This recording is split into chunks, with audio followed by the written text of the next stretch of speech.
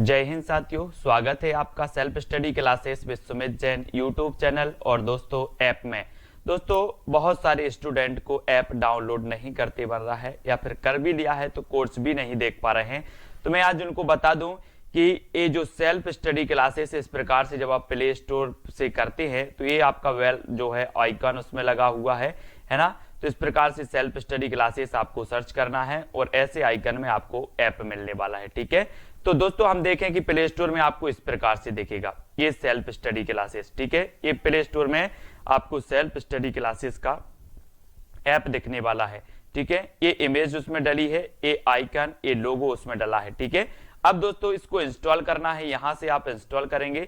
ठीक है, अब इंस्टॉल करेंगे तो वहां पर आपको नंबर मांगेगा, जीमेल नंबर मांगेगा, तो आपको ओटीपी आएगा, तो आप रजिस्टर करके आगे बढ़ेंगे। ठीक, तो सभी लोग वीडियो को लाइक कर दें और वीडियो को शेयर भी करना है। मोस्ट इंपॉर्टेंट प्रश्नों पर चर्चा करेंगे, बहुत ही बढ़िया ये प्रश्न होंगे। ठीक है, चलिए तो स्टार्ट करेंगे। आज हिंदी साहित्य में सभी लोगों को फटाफट उत्तर बताना है और जो भी साथी अभी तक चैनल को सब्सक्राइब नहीं कर पाए हैं वो सब्सक्राइब कर लें। ठीक है, और दोस्तों जो अपना यूट्यूब चैनल है इसको क्या मिल गया है, अब ज्वाइन बटन भी अपन को प्राप्त हो गया है। ठीक है, तो जो भी ज्वाइन करना चाहते हैं वो ज्वाइन कर सकते हैं, चैनल को सपोर्ट कर सकते हैं। ठीक है, हिंदी साहित्य यूट्यूब चैनल आपको सब्सक्राइब करके बेल आइकन को जरूर दबाना है। ठीक है, तो स्टार्ट करेंगे आज का ये वीडियो। आज का जो आपका पहला प्रश्न है दोस्तों कि भारतीय आर्य भाषाओं के विकास के कितने चरण हैं। चरण बताना है, कितने चरण हैं, 2 चरण हैं, 3 चरण हैं, 4 चरण हैं या फिर 5 चरण हैं, ये चरण आपको बताना है। तब आपका राइट आंसर क्या हो जाएगा, भारतीय आर्य भाषाओं के विकास के कितने चरण हैं।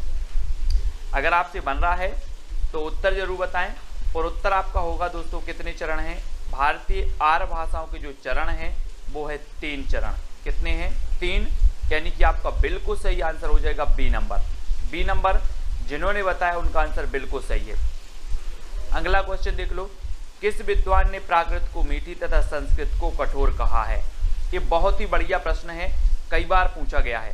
किस विद्वान ने प्राकृत को मीठी और संस्कृत को कठोर कहा है, जबकि है ना, तो ये जो संस्कृत को कठोर कहा है, ये संस्कृत को कठोर किसने कहा है, राजशेखर ने कहा है, भरत मुनि ने कहा है, वामन ने कहा है या फिर स्वयंभू ने कहा है। तो किसने कहा है, तो अधिकांश लोगों ने प्रश्न क्रमांक 2 का जो उत्तर बता दिया है कि राजशेखर, है ना, राजशेखर साहब हैं, इन्होंने क्या कहा कि प्राकृत को मीठी है और संस्कृत को कठोर है। अब एक चीज बताना दोस्तों, जिसका राज चल रहा है, जिसका राज चल रहा है वो किसी को कुछ भी बता सकता है। बोले हमें तो प्राकृत मीठी लगती है और संस्कृत कठोर कहता है, क्योंकि राज चल रहा है इनका। तो राजशेखर, ठीक है, राजशेखर आपका बिल्कुल सही होगा। अपभ्रंश में राम काव्य के प्रथम कवि कौन है।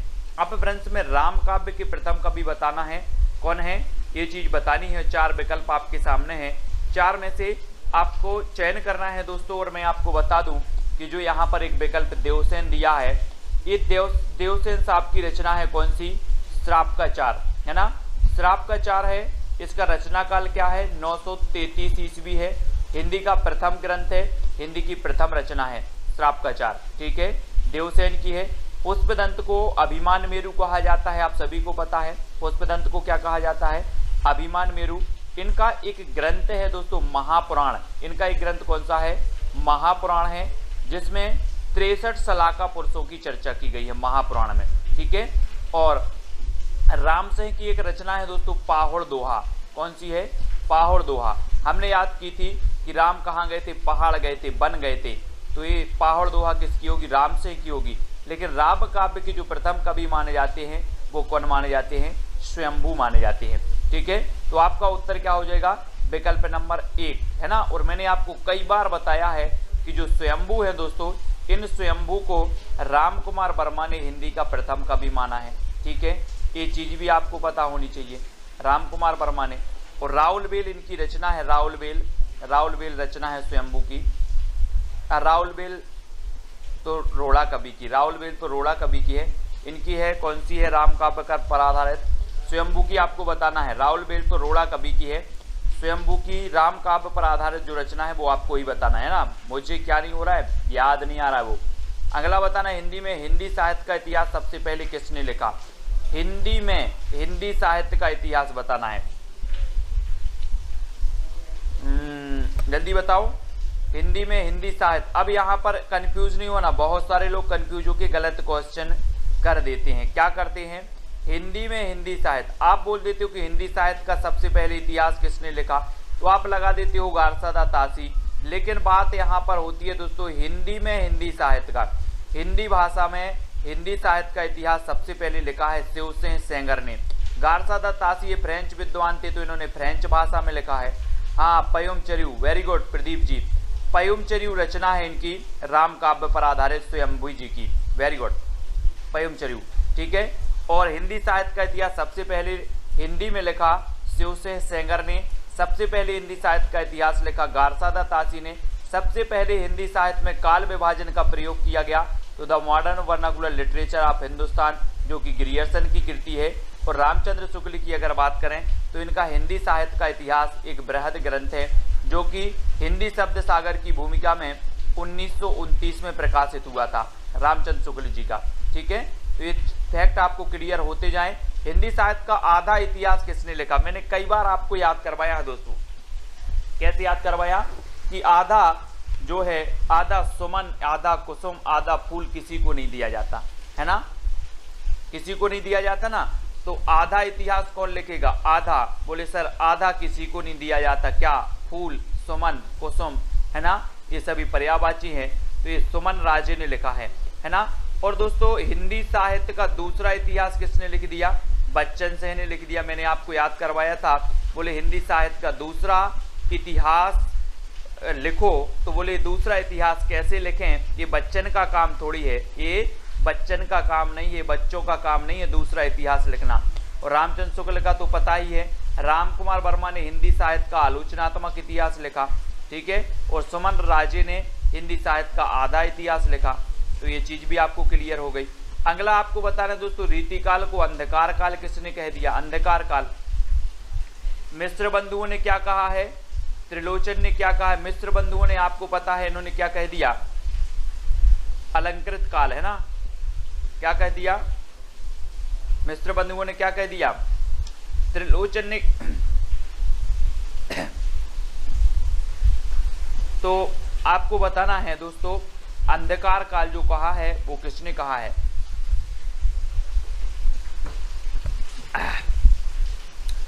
और अंधकार काल कहा किसने, त्रिलोचन साहब ने। बी नंबर आपका बिल्कुल सही हो जाएगा, ये रीति काल को, ठीक है, हाँ बी नंबर सही होगा। अगला बताओ, हिंदी साहित्य का संक्षिप्त इतिहास के लेखक कौन है। हिंदी साहित्य के संक्षिप्त इतिहास विश्वनाथ त्रिपाठी हैं, या फिर रामचंद्र शुक्ल हैं, बच्चन से हैं, या हजारी प्रसाद द्विवेदी हैं, कौन है। हाँ, मिश्र बंधुओं ने अलंकृत काल कहा है, वेरी गुड। और संक्षिप्त, आप लोग संक्षिप्त के चक्कर में पड़े रहते हो कि बोले सर हिंदी साहित्य संक्षिप्त में पढ़ा दो। जो विश्व के लोग विश्व भर में क्या है संक्षिप्त पर पढ़े रहते हो, यार विस्तृत कौन पढ़े, संक्षिप्त पढ़ लो, संक्षिप्त, है ना। तो विश्वनाथ त्रिपाठी संक्षिप्त इतिहास लिखा है इन्होंने हिंदी साहित्य का। हिंदी साहित्य का उद्भव, हिंदी साहित्य का आदिकाल, हिंदी साहित्य की भूमिका, ये सब हजारी प्रसाद द्विवेदी ने लिखी हैं। बच्चन सिंह ने तो बता दिया कि हिंदी साहित्य का दूसरा इतिहास लिख दिया। रामचंद्र शुक्ल ने हिंदी साहित्य का इतिहास लिखा है हिंदी शब्द सागर की भूमिका में, है ना। तो ये चीज भी आपको याद रखनी है। और ये नंबर आपका विश्वनाथ त्रिपाठी बिल्कुल सही हो जाएगा। हिंदी की पहली कहानी लेखिका का नाम क्या है दोस्तों, हिंदी की पहली कहानी लेखिका का नाम बताना है। बंग महिला हैं, चित्रा मुदगल हैं, जानकी देवी बजाज हैं, या फिर कौशल्या बैसंत्री हैं। हमने एक रचना, एक आपकी आत्मकथा याद करवाई थी, दोहरा अभिशाप। दोहरा अभिशाप किसको मिला, कौशल्या को मिला दोहरा अभिशाप, कौशल्या बैसंत्री, है ना। और जानकी देवी बजाज ने क्या की, अपनी गाड़ी, अपनी जीवन यात्रा, है ना, मेरी जीवन यात्रा जो है बजाज गाड़ी से स्टार्ट की थी जानकी देवी बजाज ने। और पहली कहानी लेखिका मानी जाती है बंग महिला। बंग महिला यानी कि राजा बाला घोष, है ना, ए नंबर आपका बिल्कुल सही हो जाएगा। इनका उपनाम है बंग महिला, तो ए नंबर बिल्कुल सही है। अगला बताना है प्रेमचंद के किस उपन्यास का पात्र सूरदास है। प्रेमचंद का उस उपन्यास का पात्र बताना, ये क्वेश्चन पूछा भी गया है। प्रश्न क्रमांक 9 रंगभूमि का है, निर्मला का है, कर्मभूमि का है या फिर सेवा सदन का है। किसका पात्र है सूरदास। और सूरदास की जब भी बात आती है तो हम सूरदास जी के बारे में पढ़ते हैं दोस्तों कि सूरदास जी वात्सल्य के चतेरे कवि कहा जाते हैं। सूर सागर, सूर सारावली, सूर साहित्य लहरी, है ना, इनकी रचनाएं हैं। सूरदास सूरदास के गुरु का नाम था वल्लभाचार्य, और वल्लभाचार्य के शिष्यों में अष्टछाप में सबसे श्रेष्ठ माने जाते हैं तो सूरदास माने जाते हैं, है ना। और इनके जो सूरदास जी हैं वो रंगभूमि के पात्र हैं सूरदास जी, ठीक है। सूरदास हैं रंगभूमि उपन्यास के पात्र हैं। रंगभूमि, निर्मला, कर्मभूमि, सेवा सदन, है ना, ये सभी जो हैं वो किसके हैं दोस्तों, ये सभी प्रेमचंद जी के हैं। और एक उपन्यास आपको हमेशा याद रहता है कि अधूरा रह गया मंगलसूत्र, प्रेमचंद जी का मंगलसूत्र अधूरा रह गया, ठीक है। बहुत सारे लोगों के रह जाते हैं दोस्तों मंगलसूत्र अधूरे, जो प्रेम करते हैं, है ना। ऐसे ही प्रेमचंद जी का भी मंगलसूत्र अधूरा रह गया। कौन सी रचना अवधि में नहीं है, कौन सी रचना अवधि में नहीं है। रामचरितमानस नहीं है, है ना। और बैराग संदीपनी, विनय पत्रिका या फिर पद्मावती, जसवंत जी, हाँ, बाल विकास की कक्षा अभी बंद हो गई है ना। कौन सी रचना अवधि में नहीं है, अवधि में नहीं है बतानी है। तो अवधि में कौन सी नहीं है दोस्तों, अवधि भाषा में हमने आपको अवधि भाषा में जितनी रचनाएं हैं वो आपको बताई थी कि जहां पर राम आए वो अवधि भाषा में है ना। और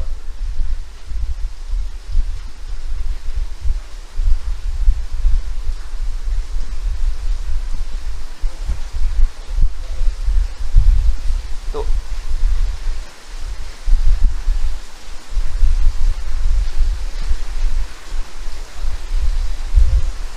दोस्तों यहाँ पर जो गड़बड़ हो गया है कुछ, है ना। क्या गड़बड़ हो गया, रामचरितमानस भी आपकी अवधि में है, पद्मावत भी आपकी अवधि में है, ठीक है। लेकिन आपकी जो विनय पत्रिका और बैराग संदीपनी जो है ना, ये जो सी नंबर है और जो बी नंबर है ये तो ब्रज भाषा में है ना। तो विनय पत्रिका यहाँ पर हालांकि उत्तर दिया है सी नंबर विनय पत्रिका, ठीक है। तो विनय पत्रिका ब्रज में है, विनय, है ना, मंगल और राम आए। तो बैराग संदीपनी भी आपकी ब्रज भाषा में है ना, ब्रज में है। तो बी और सी ये दोनों ही आपके सही होंगे। ये अवधि में नहीं है, पद्मावत अवधि में है, रामचरितमानस भी अवधि में है, ठीक है। अगला बताना है आपको सिद्धों ने किस भाषा शैली में रचनाएं की हैं। सिद्धों में संधा या फिर संध्या, संध या फिर, हाँ, हमारे पीछे क्वेश्चन दिखाई नहीं देते, संध्या। तो बताना है किस भाषा शैली में रचनाएं लिखी हैं सिद्धों ने। विनय पत्रिका भी ब्रज में है, हाँ। तो प्रश्न क्रमांक 11 का उत्तर बताना है और 11 का आपका बिल्कुल सही आंसर क्या हो जाएगा, 11 का। इन्होंने दोस्तों संधा भाषा, यहाँ पर संधि भी नहीं है, संध्या भी नहीं है, संधा भी नहीं है, संधा सही होगा, संधा भाषा शैली में इन्होंने रचनाएं की हैं। किसने, सिद्धों ने, है ना। तो याद रख लेना, सिद्धों की संख्या कितनी बताई है, 84 बताई है ना। सरायपा क्या है, इसके प्रमुख है। सरायपा की एक रचना कौन सी है, दोहा कोश इनकी रचना है सरायपा जी की। और सरायपा को राहुल जी ने, यानी कि राहुल सांकृत्यायन ने हिंदी का प्रथम कवि माना है ना। तो ये चीज भी याद रखनी है। सिद्धों में डॉक्टर रामकुमार वर्मा ने संधि काल का समय क्या माना है। जी हाँ दोस्तों, बढ़िया ही प्रश्न है। रामकुमार वर्मा के बारे में मैं आपको हमेशा बताता हूँ कि रामकुमार वर्मा ने हिंदी साहित्य का आलोचनात्मक इतिहास लिखा, वो भी कैसा लिखा, अधूरा लिखा, है ना। हिंदी साहित्य का जो आलोचनात्मक इतिहास है ये अधूरा है दोस्तों, इसमें केवल भक्ति काल तक ही वर्णन मिलता है आलोचनात्मक इतिहास में, है ना। लेकिन जो राम कुमार वर्मा हैं इन्होंने संधि काल का जो समय माना वो क्या मान लिया, संधि काल का। प्रश्न क्रमांक 12 का आंसर बताना है दोस्तों, और आपका बिल्कुल सही आंसर होगा 750 से 1000 का जो काल है इन्होंने संधि काल माना, और संधि काल के बाद इन्होंने चारण काल माना, चारण है ना, चारण काल। तो आपको याद रख लेना है, हिंदी साहित्य के आदि काल को चारण काल किसने कहा है, ऐसा क्वेश्चन आता है तो चारण काल अपने ग्रियर्सन साहब ने भी कहा है और इन्हीं राम कुमार वर्मा जी ने भी कहा है। 750 से 1000 का काल इन्होंने संधि काल माना है राम कुमार वर्मा जी ने, ठीक है। तो ये नंबर आपका बिल्कुल सही हो जाएगा, ठीक है। अगला क्वेश्चन देख लो, हिंदी साहित्य के प्रारंभिक काल को जय काल किसने कहा, जय है ना, जय काल बताना है किसने कहा, रमाशंकर शुक्ल रसाल ने, महावीर प्रसाद द्विवेदी ने, मोहन अवस्थी ने या ग्रियर्सन ने। तो जय काल बताना है दोस्तों, किसने कहा ये जय काल।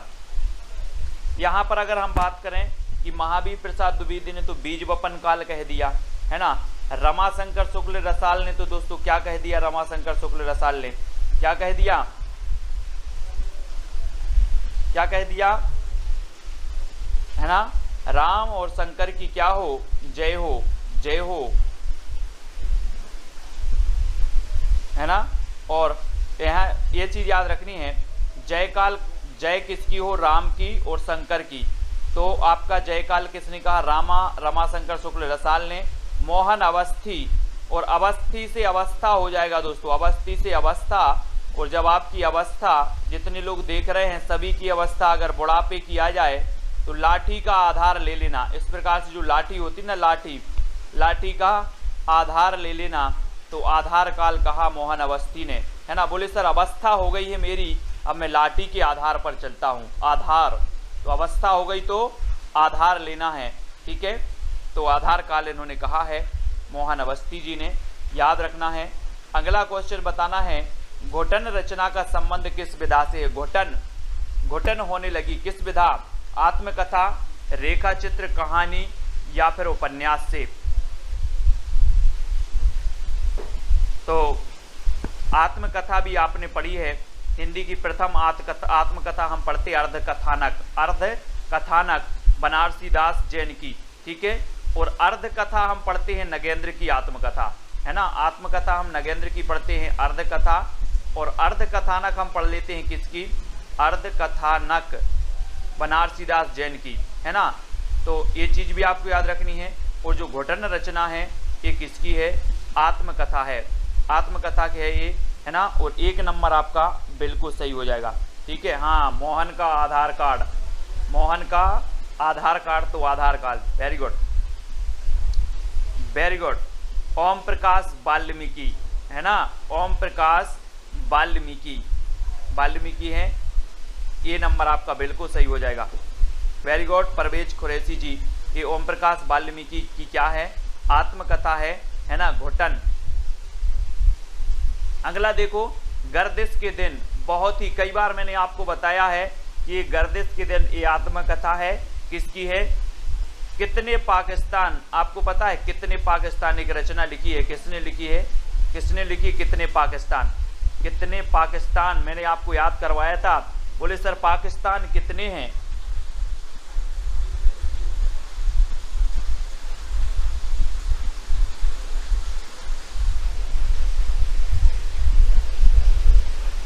जल्दी बताना है आपको।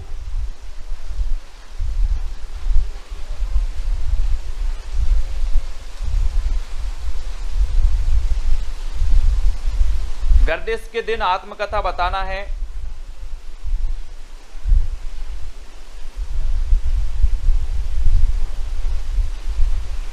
दोस्तों ये जो घुटन है, ये घुटन, वेरी गुड, अपने कुरैशी जी ने बहुत बढ़िया यहाँ पर सही बताया है कि जो घुटन है, ये घुटन जो रचना है, घुटन ये है दोस्तों आपके कौन की, बहुत बढ़िया तरीके से बताया है अपने कुरैशी जी ने, बहुत बढ़िया, धन्यवाद, है ना। घुटन जो रचना है ये रमाशंकर आर्य की है, यहाँ पर याद रख लेना। आत्मकथा है ये किसकी है, रमाशंकर आर्य, है ना, ये रमाशंकर आर्य की है घुटन, है ना, इसको याद रखेंगे। और जो हमने बताई थी कि जो घुटन वाल्मीकि है, जूठन है ना, जूठन वाल्मीकि साहब की है। जूठन जो है, जूठन वाल्मीकि आत्मकथा है, और ये घुटन जो आत्मकथा है रमाशंकर आर्य की है। ठीक है, ये चीज़ याद रखनी, रमाशंकर आर्य की है ना। हाँ, वेरी गुड, तो इसको याद रखेंगे। और गर्दिश के दिन ये कमलेश्वर जी की है, कमलेश्वर जी। बनारसी दास जी की अर्ध कथानक है ना। और जानकी देवी बजाज की मेरी जीवन यात्रा और मेरी जीवन यात्रा, इन दोनों की ही है। ठीक है, हाँ ठीक है, तो इनको याद रखेंगे। जानकी देवी बजाज की मेरी जीवन यात्रा और राहुल सांकृत्यायन की भी मेरी जीवन यात्रा, इन दोनों की भी याद रखेंगे। ठीक है, बहुत बढ़िया। अगला देखो, पुष्टि मार्ग के प्रवर्तक माने जाते हैं तो कौन माने जाते हैं? वल्लभाचार्य, रामानंद, विट्ठलनाथ और रामानुज। ये जल्दी से बताना है दोस्तों। पुष्टि मार्ग के प्रवर्तक माने जाते हैं तो कौन माने जाते हैं? कोई बात नहीं, देखो जब कोई क्वेश्चन गलत होता है और जब क्वेश्चन को आप गलत से सही करते हो तो वो चीज़ आप कभी नहीं भूल सकते। जो क्वेश्चन आपका गलत हुआ है और गलत को आप सही करते हो, वो क्वेश्चन आपके माइंड में बैठ जाता है, अब आप कभी नहीं भूलोगे। घुटन किसकी है? रमाशंकर आर्य की। जूठन किसकी है? ओम प्रकाश वाल्मीकि की, है ना। तो होना चाहिए, गलत भी होना चाहिए। ठीक है,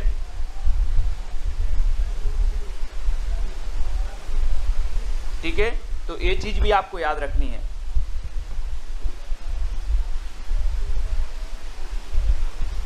फिर अगला क्वेश्चन आपको बताना, पुष्टि मार्ग के जो प्रवर्तक हैं वो कौन है? पुष्टि मार्ग के प्रवर्तक दोस्तों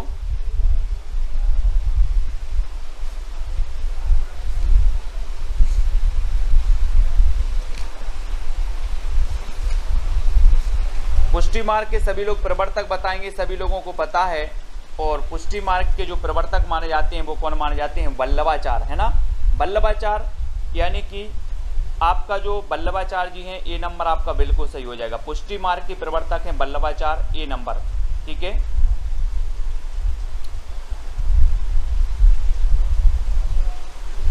ना। अष्टचाप की स्थापना की थी 1565 में। नेक्स्ट बताना, हिंदी के किस साहित्यकार को सर्वप्रथम ज्ञानपीठ पुरस्कार मिला है? मैंने ज्ञानपीठ पुरस्कार से संबंधित जो रचनाएं हैं वो सारी करवाई हैं, ज्ञानपीठ पुरस्कार से संबंधित, है ना।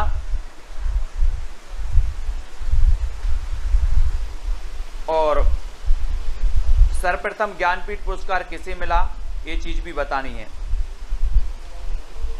तो दोस्तों हम जब ज्ञानपीठ पुरस्कार पढ़ते हैं तो सर्वप्रथम हिंदी में जो ज्ञानपीठ पुरस्कार मिला वो 1968 में मिला चिदम्बरा के लिए सुमित्रा नंदन पंत को, है ना।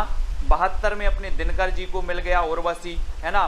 कैसे याद किया था कि दिन में बसी, दिन में उर्वशी, दिन में उर्वशी तो दिनकर, और 72 साल की हो गई उर्वशी, है ना। उर्वशी महादेवी वर्मा जी की यामा, यामा के लिए मिला यानी 1982 में। ठीक है, और अज्ञेय के लिए मिला 1978 में मिल गया इन्हें। ठीक है, तो इनको सभी को याद रखना है। ये जो अपने ज्ञानपीठ पुरस्कार वाली रचनाएं थे, जो साहित्यकार थे, वो भी आज के वीडियो में ही अपन ने याद किए हैं, है ना। तो ये तो सभी को याद हैं। शब्दार्थ शरीरम तावत्य काव्यम, ये परिभाषा किसने दी है? शब्दार्थ शरीरम तावत्य काव्यम, है ना। चिड़िया ने चीऊ किया, हाँ, चीऊ किया। तो भामह, बामन, मम्मट, आनंदवर्धन। तो शब्दार्थ शरीरम तावत्य काव्यम, ये जो परिभाषा दी है वो किसने दी है? और आपका बिल्कुल सही आंसर होगा। मैं आपको बता दूं दोस्तों, रीति संप्रदाय के प्रवर्तक कौन माने जाते हैं? बामन। ध्वनि संप्रदाय के जो प्रवर्तक माने जाते हैं वो आनंदवर्धन माने जाते हैं, और भामह माने जाते हैं अलंकार संप्रदाय के प्रवर्तक। ठीक है, और शब्दार्थ शरीरम तावत्य काव्यम, शब्दार्थ शरीरम तावत्य काव्यम आनंदवर्धन, है ना। और दोस्तों कोई अच्छी सी ध्वनि आपके शरीर में सुन जाए, आपके शरीर आपको सुन जाए तो आपके शरीर को क्या आ जाता है? आनंद आ जाता है शरीर को। तो यहाँ पर शरीरम, शब्दार्थ शरीरम तावत्य काव्यम, कोई अच्छे से शब्द बोल दें, शरीर में आनंद आ जाता है ना। आनंद आ जाता, आनंद की अनुभूति हो जाती है। तो शब्दार्थ शरीरम तावत्य काव्यम, ये आनंदवर्धन की परिभाषा है। हिंदी के प्रथम दैनिक समाचार पत्र का नाम बताना है दोस्तों। हिंदी का प्रथम दैनिक समाचार पत्र कौन है? मैंने आपको समाचार पत्र भी याद करवाए हैं, पढ़ाए हैं, ऐसे हमेशा पूछे जाते हैं। हमने याद करवाए थे क्या, प्रदीप के बाल भटा से भरत गए, है ना, याद है आप लोगों को ट्रिक, प्रदीप के बाल भटा से भरत गए, यानी कि जो हिंदी प्रदीप था, हिंदी प्रदीप के संपादक कौन थे, बाल से बालकृष्ण भट्ट, ये हमने याद करे थे, है ना। ठीक है, प्रदीप के बाल भटा से भरत गए। अब प्रदीप जी हैं, बोले सर आप वही वही क्यों बोल रहे हो। हाँ, वेरी गुड। तो ये दैनिक समाचार पत्र यहाँ पर पूछा गया, तो ये समाचार सुधावर्षण है। ठीक है, 1854 में श्याम सुंदर सेन इसके संपादक थे। और दोस्तों प्रथम समाचार पत्र माना जाता है उदंत मार्तंड, और ये उदंत मार्तंड क्या था, ये साप्ताहिक समाचार पत्र था, है ना। हिंदी का अगर आपसे पूछा जाता, ये दैनिक काट देते, ये दैनिक समाचार पत्र काट देते। प्रथम अगर इतना बस पूछा जाता प्रथम, तो आप लगा देते उदंत मार्तंड, है ना। और यहाँ पर दैनिक की जगह साप्ताहिक कर दिया जाता, साप्ताहिक, तब भी आप लगाते उदंत मार्तंड। लेकिन यहाँ पर अगर दैनिक अगर दिया है तो आपको यहाँ आ जाना है समाचार सुधावर्षण पर। ठीक है, समाचार सुधावर्षण पर।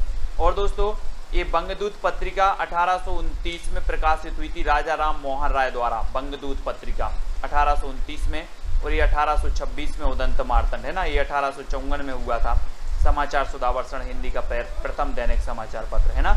अवधि को अन्य किस नाम से भी जाना जाता है दोस्तों, अवधि को बघेली, दोनों, कोसली या इनमें से कोई नहीं, तो किस नाम से जाना जाता है अवधि भाषा को। प्रश्न क्रमांक 20 का सही आंसर बताना है, और अवधि को जाना जाता है प्रश्न क्रमांक 20 में, अवधि को कहा जाता है क्या, कोसली, कोसली यानी बी नंबर आपका बिल्कुल सही होगा। अवधि को कोसली भाषा के रूप में जाना जाता है, और बी नंबर आपका बिल्कुल सही हो जाएगा। ठीक है, बी नंबर। अगला क्वेश्चन है दोस्तों, स्नेह लीला की रचनाकार कौन है। स्नेह लीला, है ना, स्नेह है हमें, है ना, किससे स्नेह है, विष्णु जी से, किससे स्नेह है, विष्णु जी से स्नेह है। तो स्नेह लीला के रचनाकार कौन होंगे, विष्णुदास होंगे, है ना, विष्णुदास, विष्णुदास, विष्णुदास। तो विष्णुदास यानी सी नंबर स्नेह लीला के रचनाकार विष्णुदास जी हो जाएंगे। आदिकालीन साहित्य का प्रमुख रस कौन सा था। 22, शांत था, श्रृंगार था, वीर था या फिर हास्य था।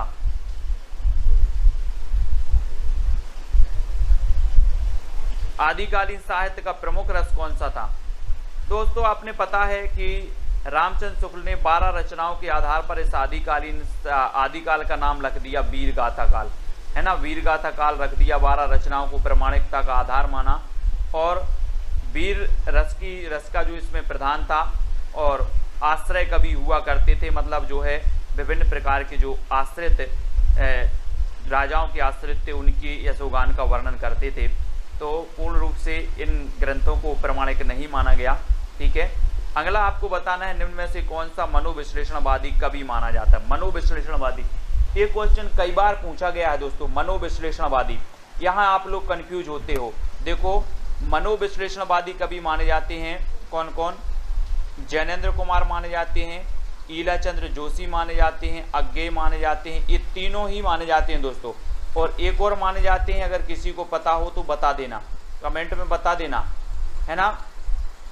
एक और माने जाते हैं, कौन माने जाते हैं, मनोविश्लेषणवादी। ये क्वेश्चन कई बार पूछे गए, अज्ञेय, जैनेन्द्र और ईलाचंद्र जोशी, ये मनोविश्लेषणवादी कवि हैं। यानी आपका उत्तर क्या हो जाएगा, डी नंबर हो जाएगा। ये क्वेश्चन बनता ही है। ठीक है,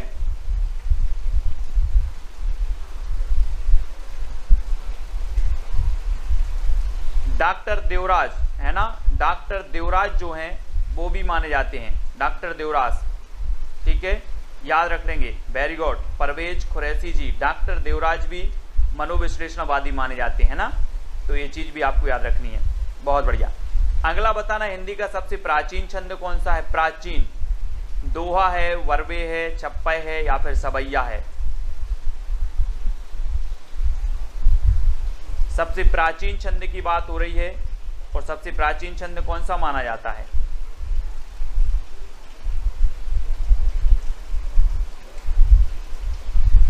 तब आपका बिल्कुल सही आंसर होगा दोस्तों कि छंद माना जाता है प्राचीन दोहा, दोहा माना जाता है, यानी कि ए नंबर आपका दोहा बिल्कुल सही हो जाएगा। ठीक है, दोहा प्राचीन छंद है और दोहा में आप पढ़ते हैं ना 13-11। निम्न में से कौन सा तार सप्तक का कवि नहीं है? तार सप्तक है ना, 4 तार सप्तक प्रकाशित हुए दोस्तों, और तार सप्तक मैंने याद भी करवाए थे, तार सप्तक के कवि याद करवाए थे, है ना। तार सप्तक की बहुत सारी चीज़ें आपको ट्रिक बताई थी, और नेक्स्ट वीडियो भी मैं बताने वाला हूँ तार सप्तक के कवि। प्रथम के कौन हैं, द्वितीय के कौन हैं, तृतीय के कौन हैं, है ना। नैमी मुक्त भारत की प्रभा गिरी राम की आज्ञा से, कोड है एक तार सप्तक का, नैमी मुक्त भारत की प्रभा गिरी राम की आज्ञा से। ये ऐसा कोड मैं आपको कर करके बताऊंगा। और तार सप्तक के नैमी चंद्र जैन भी हैं, मुक्तिबोध भी हैं, अज्ञेय भी हैं, तो कौन नहीं है? रामधारी से दिनकर साहब नहीं है, दिनकर यानी सी नंबर। ठीक है, दिनकर साहब नहीं है। रामायण महानाटक के रचयिता कौन है दोस्तों? ये 1610 का नाटक है, ये पूछा गया है LT ग्रेड में पूछा गया, यूपी LT ग्रेड में, है ना, कि रामायण महानाटक की रचना कौन है? ज्योतिश्वर ठाकुर हैं, नाबादास हैं, प्राणचंद्र चौहान हैं, या फिर दामोदर कवि हैं। तो आपको पता है कि रामायण हमारी क्या है? प्राण है। तो रामायण महानाटक के रचयिता कौन होंगे? प्राणचंद्र चौहान, है ना। और एक रचना है वर्ण रत्नाकर, वर्ण काय में पढ़ना है? वर्णमाला या फिर वर्ण पढ़ना है हमें ज्योति में, अंधेरे में नहीं पढ़ना है, ज्योति में पढ़ना है। तो वर्ण रत्नाकर ज्योतिश्वर ठाकुर की है। भक्तमाल आपको पता है नावादास की है भक्तमाल। ठीक है, और दामोदर कवि की कौन सी है? दामोदर कवि की आपको बताना है कौन सी है, कमेंट में लिखो फटाक से। दामोदर कवि की रचना कौन सी है जो प्रसिद्ध है, पूछी जाती है?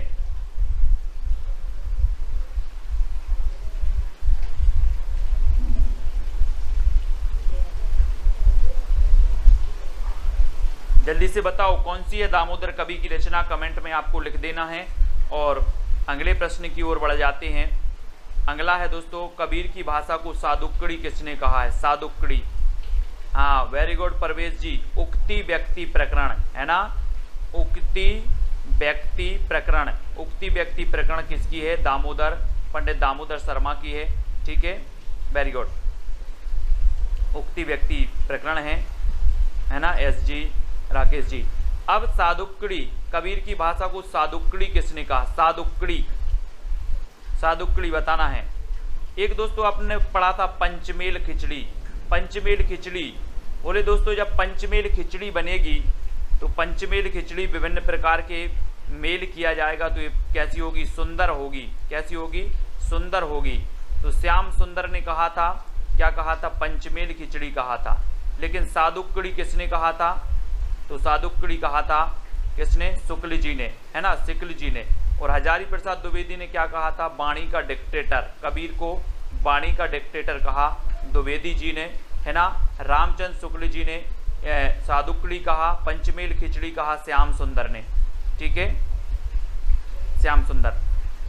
तो कबीर की भाषा को फिर पूछ लिया गया पंचमेल खिचड़ी। तो पंचमेल खिचड़ी कैसी होगी? कैसी होगी पंचमेल खिचड़ी? सुंदर होगी, सुंदर, है ना। बोले सर बहुत सुंदर खिचड़ी थी पंचमेल खिचड़ी, है ना। तो श्याम सुंदर दास, बाबू श्याम सुंदर दास ने कह दिया कि ये जो कबीर दास की भाषा है ये तो पंचमेल खिचड़ी है, पंचमेल खिचड़ी। ठीक है, कौन द्विवेदी युग का कवि नहीं है दोस्तों? द्विवेदी युग का कवि कौन नहीं है? वियोगी हरि नहीं है, मैत्रीशरण गुप्त नहीं है, अंबिका दत्त व्यास हैं, या रामनरेश त्रिपाठी नहीं है, बताना है। द्विवेदी युग के आपको पता है कि जो द्विवेदी युग है दोस्तों ये महावीर प्रसाद द्विवेदी जी के नाम पर इस युग का नाम पड़ गया द्विवेदी युग, है ना। और जब महावीर प्रसाद द्विवेदी की बात आती है तो ये 1903 में बन गए सरस्वती पत्रिका के संपादक, है ना। और 1920 तक जमे रहे सरस्वती पत्रिका में, है ना।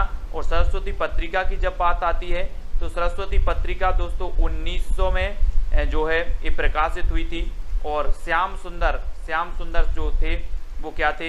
इसके प्रथम संपादक थे।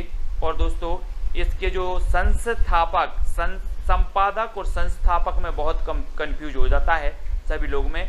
और चिंतामणि जो घोष थे वो सरस्वती पत्रिका के क्या थे, संस्थापक थे, प्रथम संपादक थे श्याम सुंदर, और 1900 में ये प्रकाशित हुई थी, है ना। तो याद रख लेना है। और द्विवेदी युग का कवि कौन नहीं है, तो कौन नहीं है, अंबिका दत्त व्यास, ठीक है। ये अंबिका दत्त व्यास कौन से युग के हैं, ये भारतेंदु युग के हैं, भारतेंदु युग के हैं, है ना।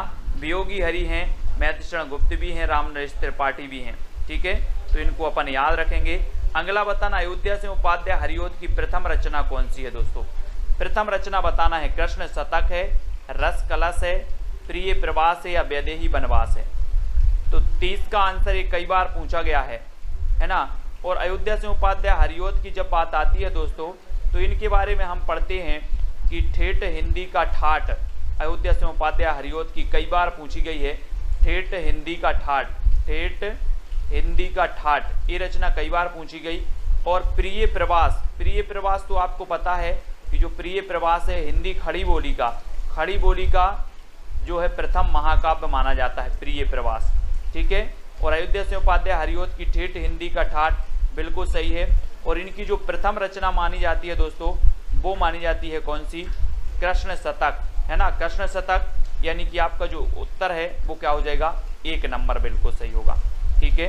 1 नंबर जिन्होंने भी बताया है उनका आंसर बिल्कुल सही हो जाएगा, ठीक है। इनकी प्रथम रचना मानी जाती है, इनकी रसकलश भी है, वैदेही वनवास भी है, कृष्ण शतक भी है, और प्रिय प्रवास भी है, ठीक है। ये सभी लोग याद रखेंगे। जय हिंद साथियों, स्वागत है आपका self study classes with Sumit Jain YouTube channel और दोस्तों ऐप में। दोस्तों बहुत सारे स्टूडेंट को ऐप डाउनलोड नहीं करते बन रहा है, या फिर कर भी लिया है तो कोर्स भी नहीं देख पा रहे हैं। तो मैं आज उनको बता दूं कि ये जो सेल्फ स्टडी क्लासेस इस प्रकार से जब आप प्ले स्टोर से करते हैं तो ये आपका वेल जो है आइकन उसमें लगा हुआ है ना। तो इस प्रकार से सेल्फ स्टडी क्लासेस आपको सर्च करना है और ऐसे आइकन में आपको ऐप मिलने वाला है, ठीक है। तो दोस्तों हम देखें कि प्ले स्टोर में आपको इस प्रकार से दिखेगा ये सेल्फ स्टडी क्लासेस, ठीक है। ये प्ले स्टोर में आपको सेल्फ स्टडी क्लासेस का ऐप दिखने वाला है, ठीक है। ये इमेज उसमें डली है, ये आइकन, ये लोगो उसमें डला है, ठीक है। अब दोस्तों इसको इंस्टॉल करना है, यहां से आप इंस्टॉल करेंगे, ठीक है। अब इंस्टॉल करेंगे तो वहां पर आपको नंबर मांगेगा, जीमेल नंबर मांगेगा, तो आपको ओटीपी आएगा, तो आप रजिस्टर करके आगे बढ़ेंगे, ठीक।